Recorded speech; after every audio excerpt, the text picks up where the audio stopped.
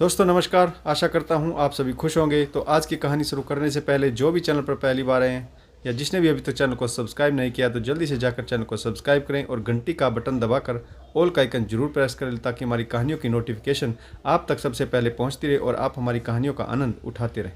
तो दोस्तों अगर आपको कहानी अच्छी लगती है लाइक शेयर और कमेंट्स जरूर करें ताकि हमारा भी हौसला बढ़ता रहे। तो चलिए शुरू करते हैं आज की एक और बेहतरीन कहानी। अतुल का फोन आया तब वह होशो हवास में बोल रहा था, गंभीर दुर्घटना की बात कह रहा था। याचना भरे शब्दों में उसने कहा, मुझे बचा लो, मैं मरना नहीं चाहता। मैं मंसूरी के करीब 17 किलोमीटर दूर देहरादून वाली रोड पर पड़ा हूँ। मेरा साथी गजेंद्र मर चुका है। किसी जीप ने हमारी बाइक को टक्कर मार दी। लोग आ जा रहे पर हमें कोई उठा नहीं रहा। मेरा खून बहुत बह चुका है, शायद मैं भी बच नहीं सकूंगा। दिव्या, तुम अपना ध्यान रखना। और फोन बंद हो गया। शायद अतुल बेहोश हो गया था। शहर के एक बड़े अस्पताल में आशाओं के साथ मेरे ससुर जी दिगंबर प्रसाद ने अतुल को भर्ती कराया था। वे रोड के बीचों बीच बेसुध अवस्था में पड़े थे। गाड़ी का एक पहिया उनकी जांघ के बीचों बीच से निकल गया था। हाथ पैरों में कई जगह फ्रैक्चर थे। हेलमेट के कारण सिर तो बच गया था पर चेहरा बुरी तरह से जख्मी था। पास ही उनके दोस्त गजेंद्र बाबू की लाश पड़ी थी। उनका सिर फटा हुआ था और गुद्दी बाहर की तरफ निकली हुई थी। बाइक चकनाचूर हो गई थी। यह सब देखने वाले मुझे बता रहे थे। मुझ में देखने की हिम्मत कहाँ थी। मैं तो रिश्तेदारों के साथ सीधी अस्पताल पहुंची थी। सासुमा को समाज की अन्य औरतें सांत्वना दे रही थी। गजेंद्र बाबू की बॉडी को पोस्टमार्टम के लिए मोर्चरी में ले जाया जा रहा था। अस्पताल के वेटिंग रूम में सभी रिश्तेदार इकट्ठे थे। वे अस्पताल में चर्चा कर रहे थे। मेरे कान उनकी बातें सुनने लगे। व्याकुल दशा में मेरा दिल धक धक करता सिर्फ मुझे ही सुनाई दे रहा था। मैं अपने तन मन को संतुलित करने का प्रयास कर रही थी। सासुमा का रुदन थम नहीं रहा था। आंसुओं की मानो बाढ़ आ जाएगी। पड़ोस की महिलाएं उन्हें शांत करने का प्रयास कर रही थी। मेरा ध्यान देवर के साथ खड़े उन लड़कों की बातों पर गया जो बहुत धीमे धीमे बातें कर रहे थे। मेरा चचेरा देवर बता रहा था, भाई, गाड़ी का पहिया उसके कमर और जांघ से होकर निकल गया था, जिसका निशान साफ दिखाई पड़ रहा है। हमने जायजा लिया था कि चोट बहुत ज़्यादा लगी। कमर व जांघ की हड्डियां चूर चूर हो चुकी। हालत बहुत गंभीर लगती।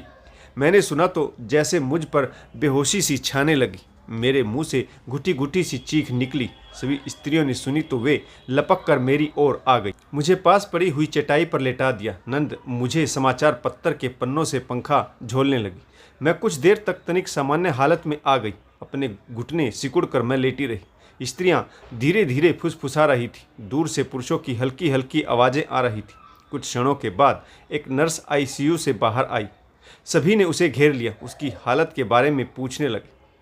अभी कुछ नहीं कहा जा सकता। डॉक्टर लगातार प्रयास कर रहे हैं। यह कहकर वह तेजी से आगे निकल गई।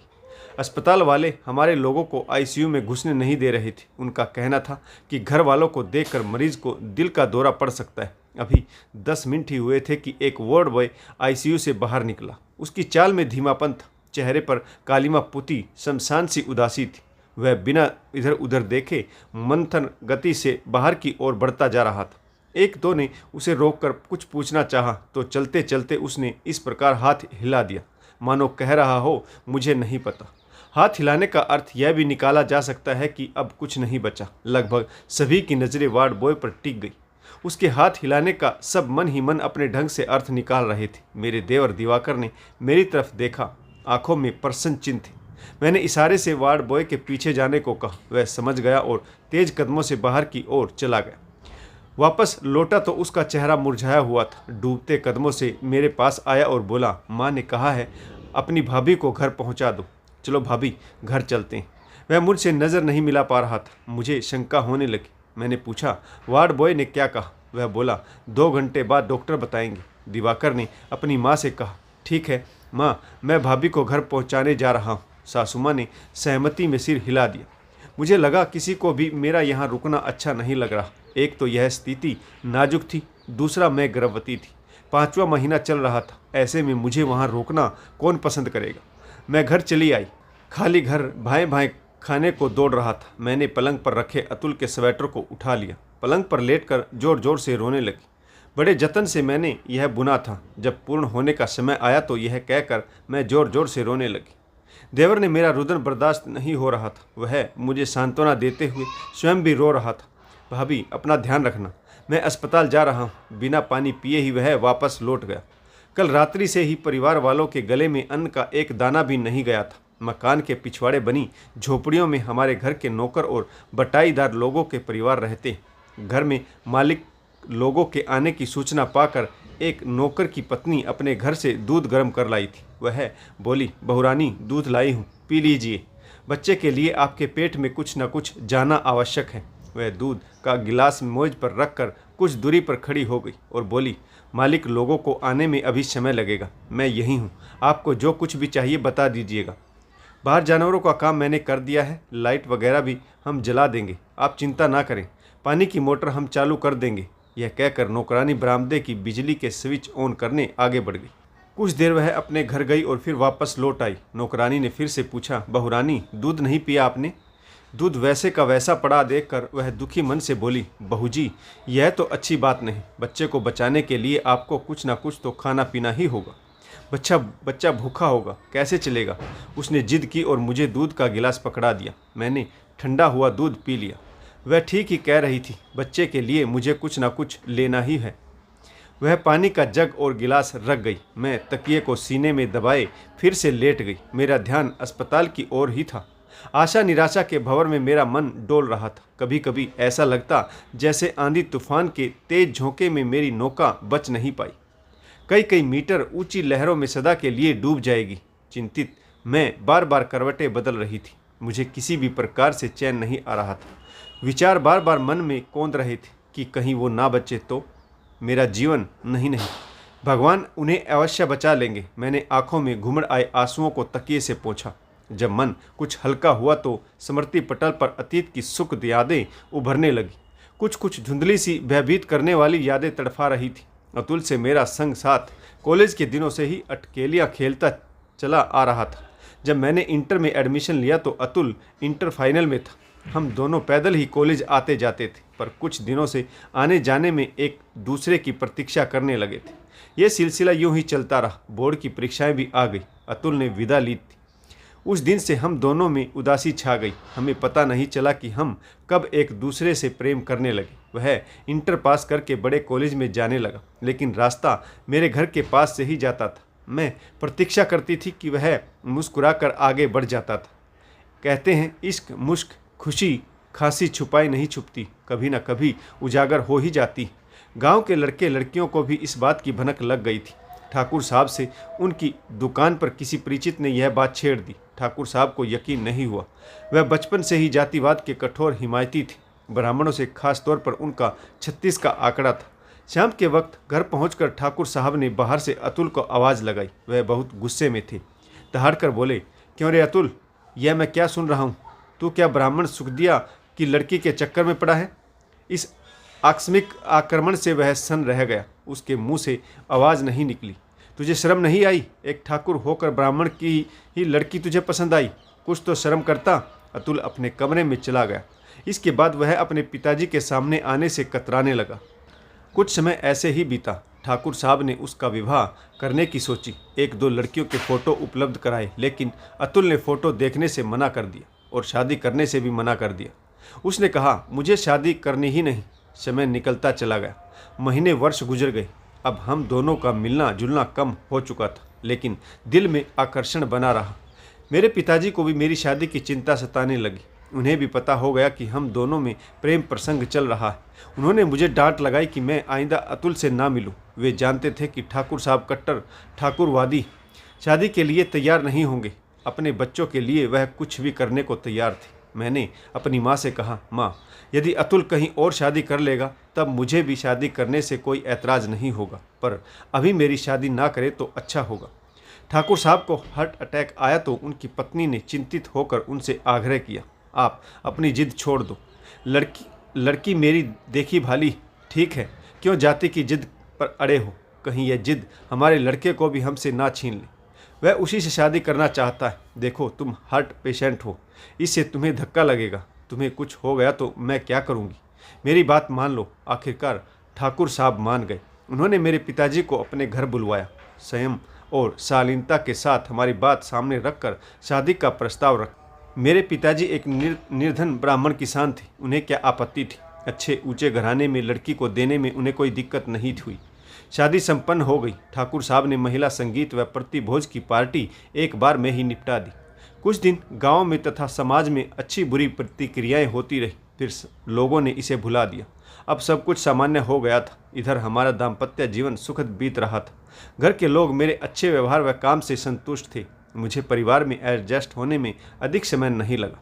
शादी से पूर्व के विवाद पर ना तो मैं बात करती और ना ही यह परिवार। अतुल एक मशहूर कंपनी में फील्ड का काम देखते थे।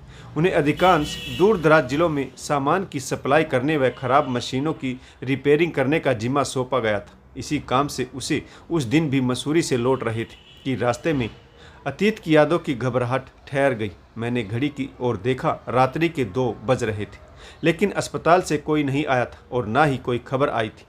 कुर्सी डालकर मैं बरामदे में बैठ गई। बाहर से चैनल गेट बंद था। प्रकाश दूर दूर तक फैला था। तभी मुझे किसी बाइक की आवाज़ सुनाई दी। रात के सन्नाटे में यह आवाज़ डरावनी सी लग रही थी। मेरा दिल जोर जोर से धड़कने लगा।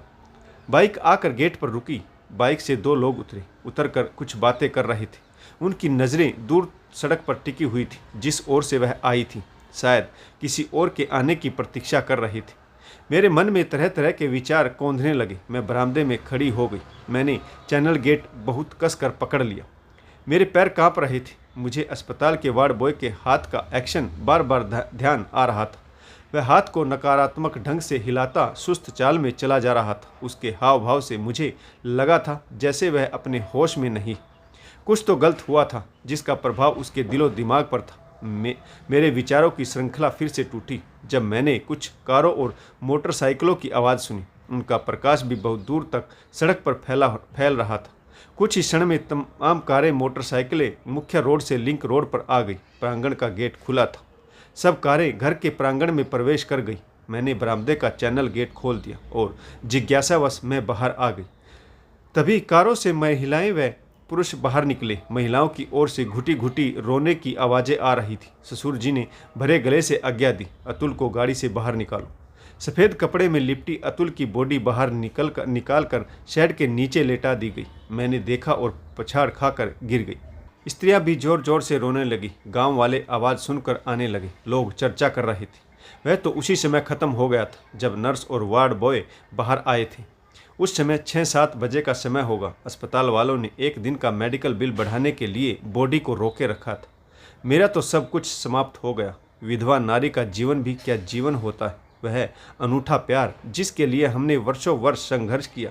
लोगों के ताने सुने, घर वालों की फटकार सुनी, समाज में फैली जाति प्रथा का सामना किया, बड़ी मुश्किल से विजय हासिल की। पर यह हमारी विजय कहाँ थी? यह तो जीवन की भयानक हार साबित हुई। अब मेरा क्या होगा? इस पहाड़ से जीवन को कैसे ढो पाऊंगी? कितने प्यारे थे, सबके दुलारे थे। अब क्या होगा मेरा? ठाकुर साहब का पूरे अक्षेत्र भर में मान था। दाह संस्कार पीपल पानी में भारी संख्या में लोग उपस्थित थे। सबकी सहानुभूति परिवार के साथ थी। धीरे धीरे परिवार का दुख कम होता गया, पर मैं उन्हें कैसे भूल पाती? उनकी निशानी दिन प्रतिदिन मेरे गर्भ में बढ़ती चली जा रही थी।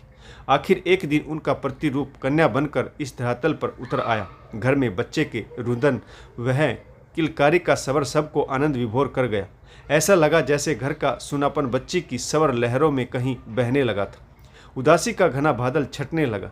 बच्ची बहुत सुंदर थी, सबके हाथों हाथ रहती। खाली समय में दिवाकर उसे अपनी गोद में बैठाकर घुमाया करता था। दिवाकर नौकरी के लिए दिल्ली जाना चाहता था, लेकिन दुर्घटना के बाद ठाकुर साहब टूट गए थे। वैसे भी वे बूढ़े हो चले थे। फिर बड़े लड़के के निधन ने उनकी कमर तोड़ दी थी। वह चाहते थे कि छोटा लड़का दिवाकर उनके साथ ही रहे और यहीं पर कोई कामकाज देखे। घर में रहने और अधिकतर बच्ची को अपने साथ घुमाने से दिवाकर का लगाव मेरी ओर भी बढ़ने लगा। यह लगाव बच्ची के कारण था या मेरे टूटकर बिखरे हुए जीवन के प्रति उसका दया भाव था। यह भी हो सकता है कि भरी पूरी जवानी का उन्माद पिघल कर मेरी ओर फैल रहा हो। ऐसा नहीं कि उन्माद जवार मात्र दिवाकर की ओर से ही पनप रहा था, स्वयं मुझे भी न जाने क्या होता जा रहा था कि मैं उनमें अपने पति का प्रतिबिंब देख रही थी।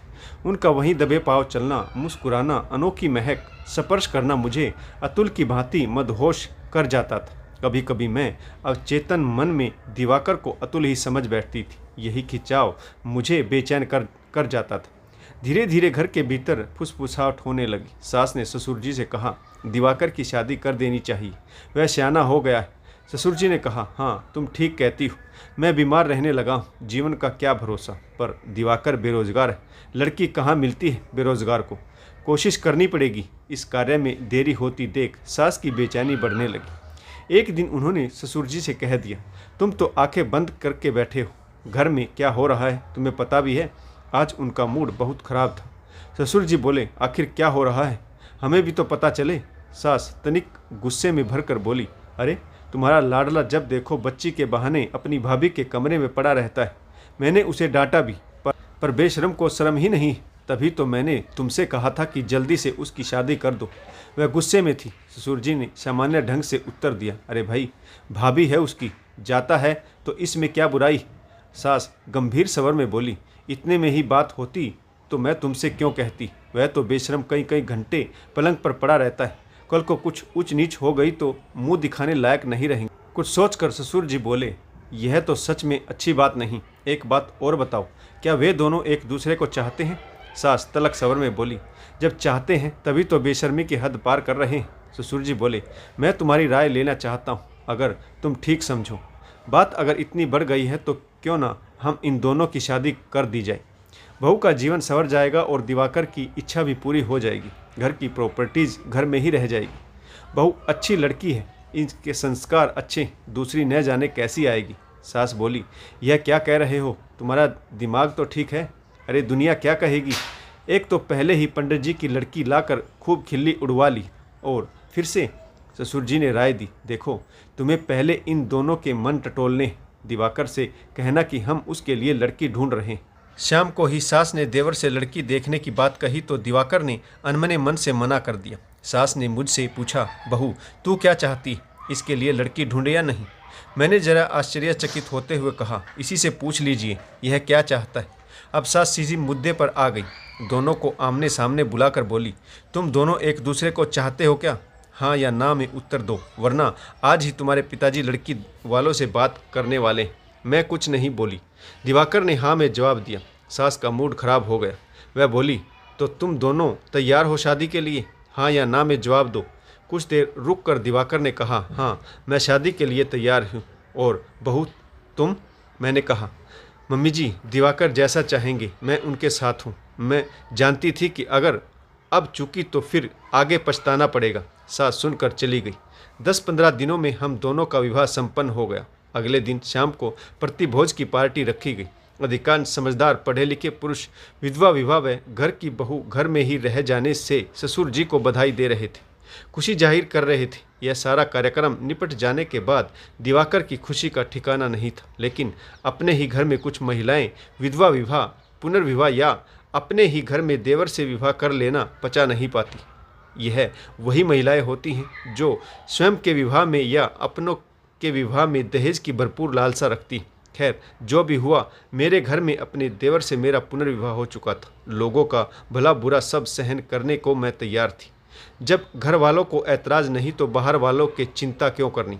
अगले दिन सुबह मेरी ननद के साथ आस पड़ोस समाज में शादी के लड्डू वगैरह देने के लिए गई। जब हम अपनी चाचा ससुर के घर की बाउंड्री के पास पहुँचे तो हमें कई स्त्रियों की आवाज़ ज़ोर ज़ोर से बतियाने की आवाज़ें सुनाई पड़ी। बातें हमारे परिवार में शादी को लेकर ही हो रही थी। पैर थम गए। एक परिचित स्त्री की आवाज़ आई, अरे यह पंडिताइन तो उनके बड़े लड़के को खा गई, अब लगता है दूसरे की बारी। सीधे साधे बच्चों को न जाने किसकी नज़र लग गई। दूसरी स्त्री बोली, ठुकराई को भी जरा भी समझ नहीं, उसने क्या देखा। अगली ने मिर्ची मसाला लगा कर बात कही, ठाकुर के घर में डायन आई, एक को तो खा गई, अब दूसरे की बारी। कई स्त्रियां हाँ में हाँ मिला रही थी। आगे की बातें मैं सुन ना सकी। रुलाई फूट पड़ी। अपनी धोती के छोर में मुंह छुपाकर मैं घर वापस लौट आई। नंद भी पीछे पीछे आ गई। मैं सीधी अपने कमरे में चली गई।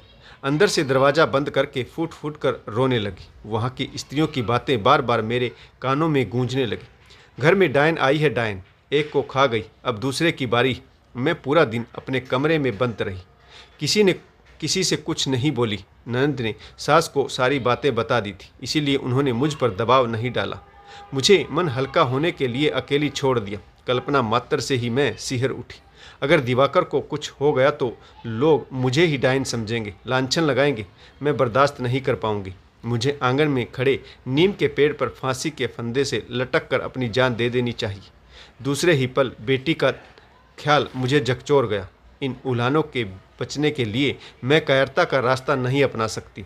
जब अतुल को खोया तब मैंने हार नहीं मानी, तो अब खोखले रिवाजों की दीवारें लांघ कर मैं दिवाकर जैसे जीवन साथी को खोना नहीं चाहती। यूं किनारे पर आकर डूबने की बेवकूफ़ी बिल्कुल नहीं करूंगी। मुझे अभी जीना है, अपने लिए भी और अपनी बच्ची के लिए भी। समाज के लोगों का क्या है, कुछ तो लोग कहेंगे ही। तो दोस्तों, कहानी आपको कैसी लगी? इस कहानी में किस पात्र की भूमिका अच्छी रही और इस कहानी से आपको क्या सीख मिली, कमेंट्स करके जरूर बताइएगा। आशा करता हूँ कहानी आपको जरूर पसंद आई होगी। अगर आपको हमारी कहानी अच्छी लगे, लाइक शेयर और कमेंट्स करना ना भूलें, ताकि हमारा भी हौसला बढ़ता रहे और हम आपके लिए नई नई कहानियाँ लेकर आते रहें। तो दोस्तों, कहानी पढ़ने के लिए आप सभी का बहुत बहुत धन्यवाद। जय हिंद, वंदे मातरम, भारत माता की जय। जय जवान और जय किसान।